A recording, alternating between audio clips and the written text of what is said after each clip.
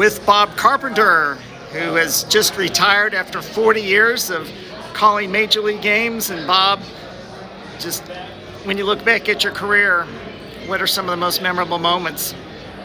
Well, one of the first things I think about, Barry, is here in Tulsa, 1976, over at Old Oiler Park there at 15th and Yale, working with my great friend Terry Green. I was 5 months out of college, got a chance to come over here thanks to A. Ray Smith to do some AAA baseball. I didn't get paid for that job, but I got paid for a sales job that he arranged for me. A. Ray Smith did during the day, selling radio advertising. So for me, that's kind of where it all started. But you know, to be able to work 42 years in the big leagues, a good portion of that, about a fourth of that for my hometown team, the Cardinals. You know, 17 years doing baseball with ESPN, and 20 with the Nationals. It was really special. And I think that last weekend, I got more recognition than I probably deserved. But I think that's part of the mystique of baseball, because when you're doing games, you're in somebody's living room or somewhere in their house almost every night, and you kind of become part of the family, you kind of become part of the fabric of their lives. And it goes both ways for me too. And I think that was one of the things that was really special for me up in DC, a place that I never thought I would be working. I'm a Midwest boy, didn't expect to see myself on the East Coast.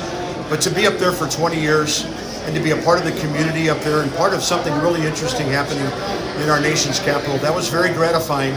And the Nationals did a wonderful job of making that final weekend very special for Debbie and for me and our family. And that's something I will never, ever forget. So what does the future hold for you? That's a really good question. I guess I'm going to go see some Driller games. I've been to the ballpark, but I've never been there for a ball game since the so-called new ballpark opened down there, downtown. So I'm looking forward to doing that. Maybe I'll go up in the press box or the radio booth and bother you guys a little bit and, you know, hang out for some baseball games. But, you know, really kind of slowing down. The travel was the part that was starting to get to me at my age.